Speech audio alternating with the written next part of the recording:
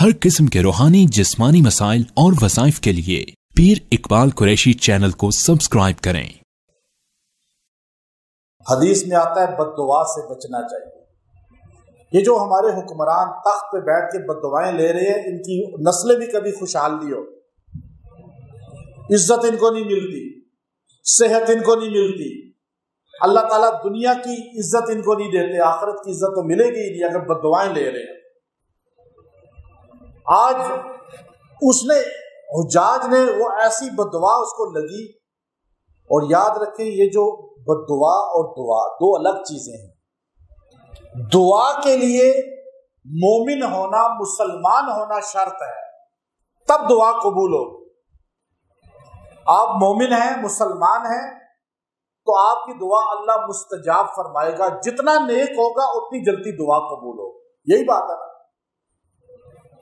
अब दुआ के लिए मुत्तकी जितना होगा उतनी जल्दी दुआ कबूल हो, लेकिन बद्दुआ के लिए ये मामला नहीं है।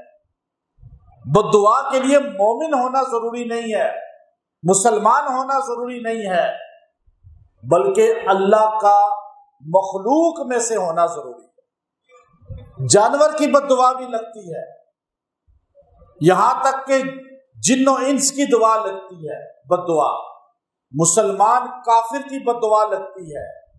कोई भी इंसान है जो मजलूम है, जिस पे मुसीबत लाई गई हो, जिसके घर को तबाह कर दिया हो, जिससे माल छीन लिया हो, जिसको अजियत दे दी हो, उसकी औलाद को जो है वो परेशान कर दिया गया हो, जैसे आज हालात बना दिए गए हैं। पेट्रोल महंगा, बिजली बेदरेग बिल, हर चीज, सब्जी ले महंगी, फ्रूट ले महंगा, दालें ले महंगी, यहां तक कि आप कोई भी मुल्क के अंदर चीज ले आपको महंगी महंगी महंगी। टैक्स भी ले रहे हैं, बच्चे बच्चे से टैक्स ले रहे हैं, फीडर पी रहा है उससे भी टैक्स ले रहे हैं, और एक बंदा जमीन खरीद रहा है उससे भी टैक्स ले रहे हैं। आप बाहर से कोई चीज लाएं उस पर भी टैक्स ले रहे हैं, आप चीज बेचें खरीदें उस पर भी टैक्स ले रहे हैं, यहां तक कि आप जो सांस ले रहे हैं इस पर भी टैक्स ले रहे हैं। लेकिन मुल्क का कर्जा कम नहीं हो रहा, कर्जे बाहर से भी ले रहे हैं, वर्ल्ड बैंक से भी ले रहे हैं, और बाहर जो है ना खैरात भी मांग रहे हैं, लेकिन लोग गरीब से गरीब तर होते जा रहे हैं, क्योंकि अवाम से छीन कर अवाम को जुल्म करके हुक्मरान चंद मखसूस लोग ऐश कर रहे हैं। अब ये इतने लोगों की जो बद्दुआएं हैं, तो आज इस मुल्क में कोई लीडर ही नहीं है, कोई कायद है ही नहीं, कोई जमात है ही नहीं, कोई एक जमात भी इस मुल्क में इस वक्त मजबूत नहीं है। क्यों? उन जमात वालों को, जितनी मजहबी सियासी जमातें हैं, सियासी जमातें जो इलेक्शन लड़ती हैं, वो सियासी जमातें एक भी मजबूत क्यों नहीं है कि इन अवाम की बद्दुआओं ने उनको जीरो कर दिया, और सेहत भी उनकी खराब है, सारों है कब्र में बिल्कुल, और अभी भी खौफे खुदा नहीं है। तो अब ये हुज्जाज जो है, आप देखिए, पेट में दर्द हुआ, यहां से दर्द हुआ, उसी तख्त पे जाके बैठता था, पेट पकड़ लेता था, अकड़ के बैठने वाला पेट पकड़ के। और दर्द जब बड़े बड़े बदमाश मैंने देखे, बड़े बड़े बदमाश, बड़े बड़े अकड़ खान, खुदाई का दावा करने वाले, जरा सा कान में दर्द हो जाता है ना तो अल्लाह याद आ जाता है, जरा सा आंख में दर्द हो, दांत में दर्द हो जाए, पेट में दर्द हो जाए, पता चलता है कि तेरी कोई हैसियत नहीं है। इंसान ऐसे तकब्बुर कर रहा है, लोगों पे जुल्म कर रहा है। अब आप देखिए, जब ये पकड़ता था चीखें मारता था दर्द से, कहता था सारे 3 बरे-आज़म पे हुकूमत उसके वलीद की थी। इसने कहा जहां जहां कोई तबीब मिलता है लाओ। बड़े सगीर के बड़े बड़े तबीब गए और दुनिया से मंगाए, तबीबों ने कहा तेरा मर्ज ही समझ नहीं आ रहा, तेरा मैदा भी ठीक है, तेरा जिगर भी ठीक है, तेरा जो है पूरा जिस्म के अज़ा एक एक ठीक है, एक एक जिस्म तेरा अज़ा ठीक है। एक तबीब गया यहां से, उसने कहा कि मैं एक आप पे रिसर्च करूंगा, मैं धागे के साथ गोश्त की लोथड़े को बांधूंगा और आपको खिलवाऊंगा और वो आपके अंदर जाएगा پھر اسے باہر کھینچوں گا، شاید کوئی مرض مل جائے تمہارا۔ ایسی بیماریاں لگتی ہیں جو کسی کو لگی ہی نہیں، جو ظالم ہوتا ہے، جو بددعائیں لینے والا ہوتا ہے۔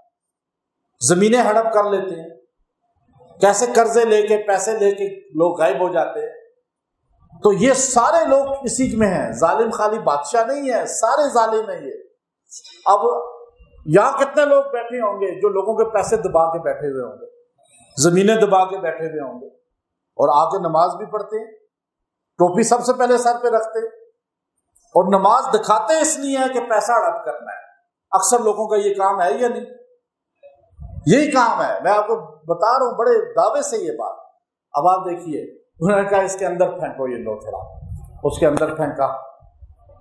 جب اس کو باہر کھینچا، دربار میں درباری محبین بیٹھے ہوئے، وہ جو بڑی آؤ بکت اور ٹیسیاں کرنے والے تھے، جب وہ باہر کھینچا تو اتنی بدبو اس کے ساتھ باہر آئی کہ سارا مجمع بھاگ گیا، اور اس کے ساتھ ایسے کیڑے لگے ہوئے تھے، ایسے گندے کیڑے کہ ان میں سے بدبو ہی بدبو آ رہی۔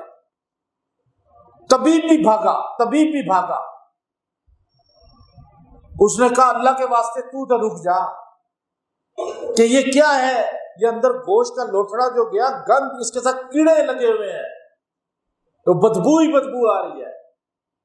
اس نے کہا بات حجاج، یہ بیماری نہیں ہے، یہ اللہ کا عذاب تجھ پہ آ چکا ہے، اب تو بچ نہیں سکتا، تجھے کسی کی بددعا لگ گئی ہے۔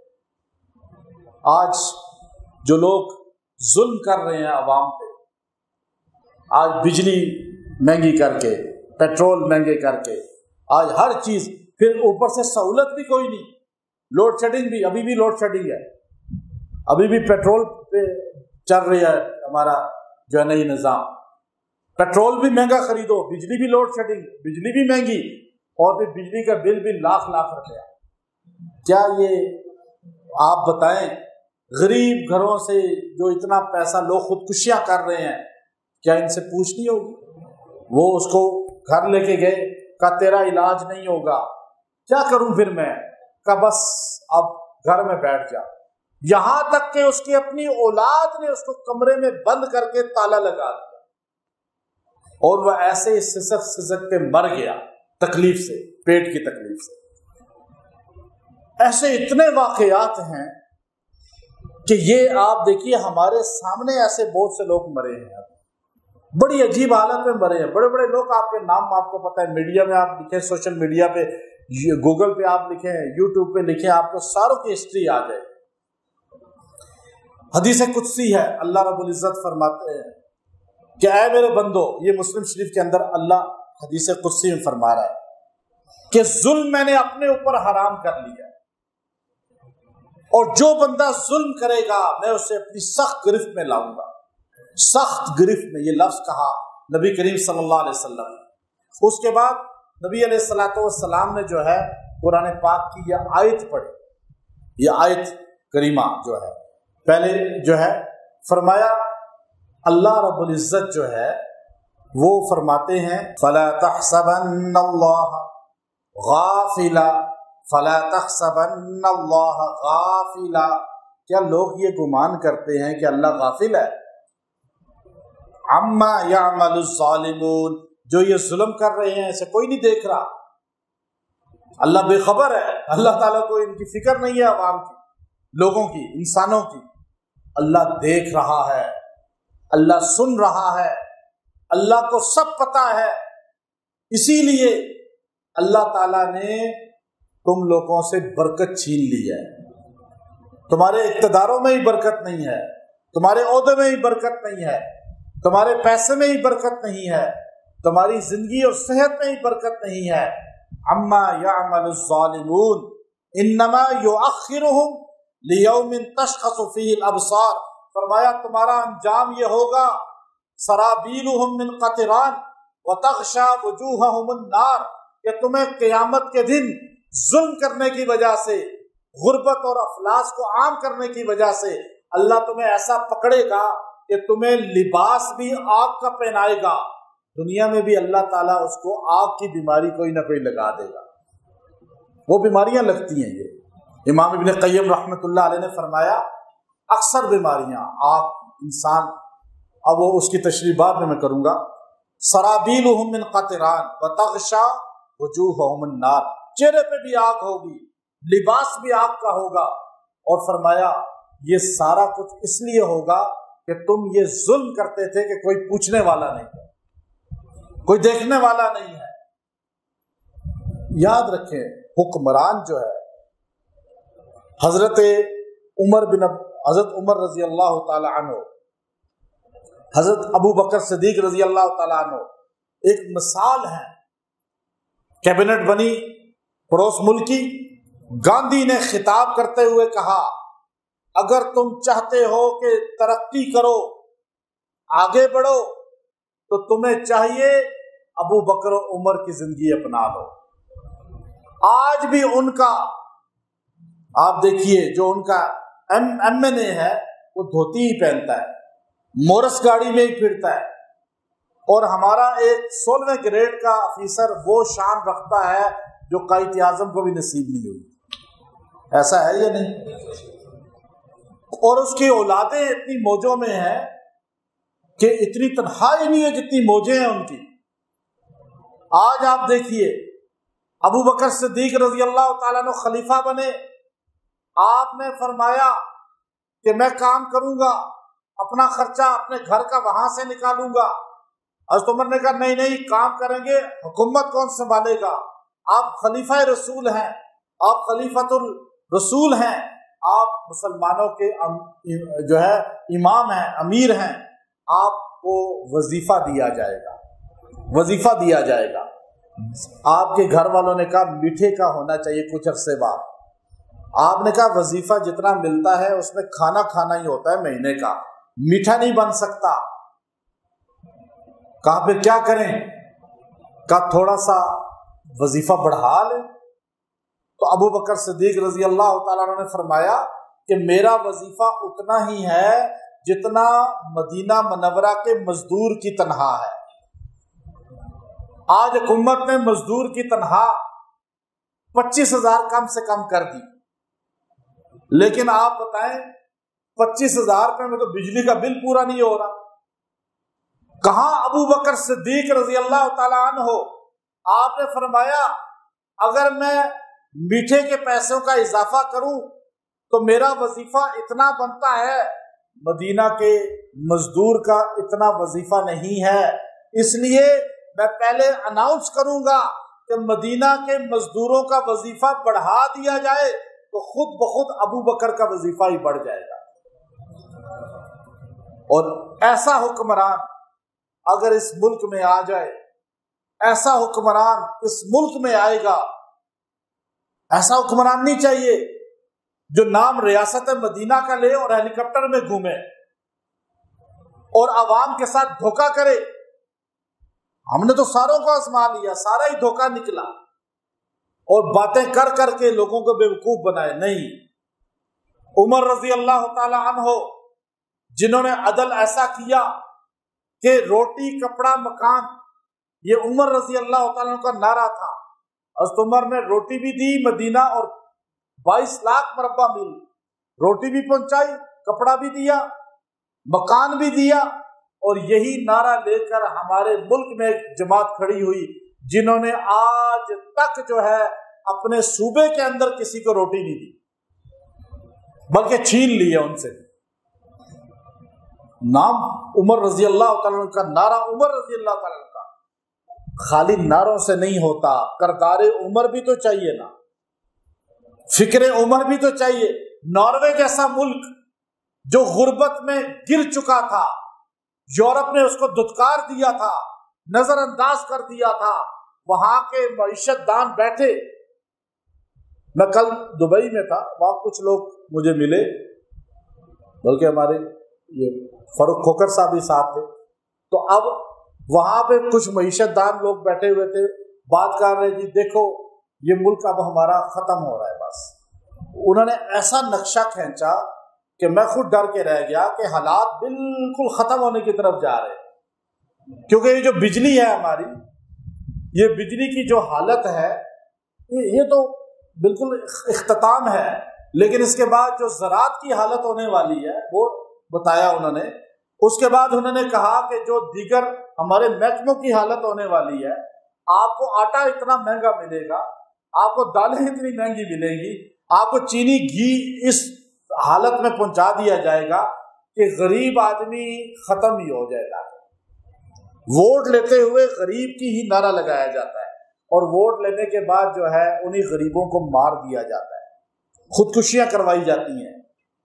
اب یہ حالت ہے اس ملک کے اندر، حالانکہ اس ملک کے اندر اللہ کی اتنی نعمتیں ہیں، یہ ملک قیامت تک رہنا ہے، اور اس ملک کی اندر پیسہ اور اس کے اندر کے جو خوشحالی ہے یہ ختم کبھی نہیں ہوگی، لیکن کوئی مخلص آدمی نہیں ملتا۔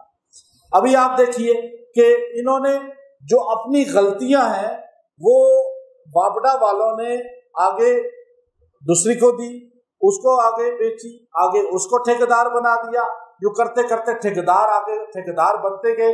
اب ایک وہ غلطی کرتا ہے، دوسرا غلطی کرتا ہے، تیسرا غلطی کرتا ہے، ٹرانسفارمروں کی غلطی، لائنوں کی غلطی، پھر آگے کھمبوں کی غلطیاں، پھر تاروں کی غلطیاں۔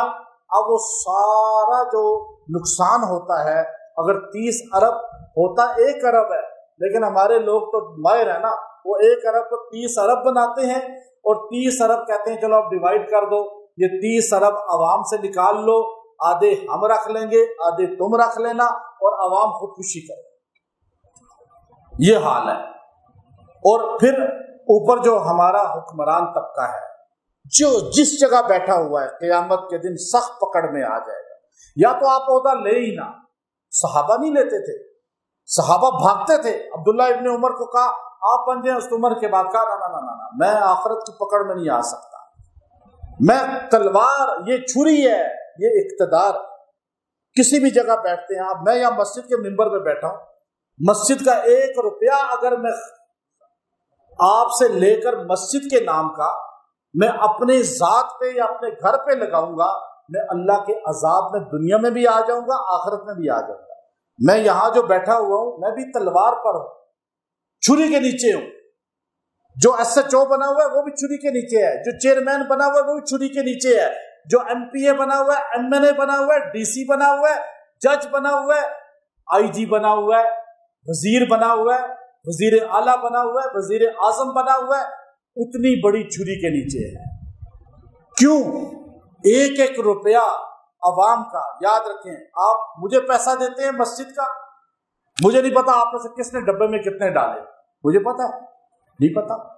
اب آپ تو چلے گئے ڈبے میں ڈال کے، لیکن خزانے میں کس عوام کے کتنے پیسے ہیں کسی کو نہیں پتا۔ یہ وہ ظلم ہے، فضول خرچی، وہاں سے فراڈ کے ذریعے لینا، دھوکے کے ذریعے لینا، جس کی توبہ بھی معافی نہیں ہے۔ توبہ معافی کیوں نہیں ہے؟ کہ پتہ ہی نہیں ہے کہ یہ پیسہ ہے کس کا، معافی کس سے جا کے مانگے۔ خزانے میں خرد برد کرنا، عوام کے پیسے میں ایسے کرنا، کوئی بھی عوامی پیسہ ہے اس میں ایسے کرنا، یہ ایسی گناہ ہے جس کی معافی بھی نہیں ہے۔ اس لیے ہمارے حکمران اس وقت حضرت عمر رضی اللہ عنہ کو فالو کریں۔ عمر بن عبدالعزیز رحمۃ اللہ علیہ ہم امیر بنے 2 سال کے لیے امیر المومنین، لیکن بیوی سے کہا دیکھو میں نے لباس ایسا پہنتا تھا کہ ایسا لباس کوئی بندہ نہیں پہنتا تھا، میں ایسا لباس پہنتا تھا، لیکن دنیا کا مہنگا ترین لباس، عطر، گھڑیاں اس زمانے کی، اور انگوٹھیاں، پھر گھوڑے، خچر، اونٹ، اور ایسے محل بنائے ہوئے تھے۔ بیوی کے پاس کئی 100 تولے سونا، جواہرات، ڈائمنڈ، چونکہ ان کی بیوی فاطمہ جو تھی وہ 6 بادشاہوں کی بہن اور بیٹی تھی۔ عبد الملک کی بیٹی تھی، 3 بر اعظم کا بادشاہ، مروان کی پوتی تھی، وہ بھی 3 بر اعظم کا بادشاہ، اور ولید مسلمہ بن عبد الملک، سلیمان بن عبد الملک، ہشام بن عبد الملک اور یزید بن عبد الملک، ان کی وہ بہن تھی، اور عبدالعزیز عمر بن عبدالعزیز کی بیوی تھی۔ ایسی عورت نہیں آج تک آئی ہے۔ اور جیسے ہی آپ نے اقتدار سنبھالا، یہ ریاست مدینہ ہے، یہ ہے ریاست مدینہ۔ تاریخ ابن کثیر اٹھا کر دیکھیں، آپ نے کہا دیکھو یا طلاق لے لو یا اپنا سارا کچھ جو ہے وہ بیت المال میں جمع کرا دو، اور آج کے بعد میں کوئی اعلیٰ لباس نہیں پہنوں گا، کھدڑ پہنوں گا، سارا کچھ بیوی نے کہا میں جمع کراتی ہوں، کیونکہ یہ ہے ہی اللہ کے لیے، اللہ اپنا پیسہ جمع کرا دیا، یا تو خزانے سے لوٹ رہے ہیں، تبھی تو ملک کا یہ حال ہے۔ اور 2 سال بھی حکومت نہیں کی ہے، پونے 2 سال حکومت کی ہے،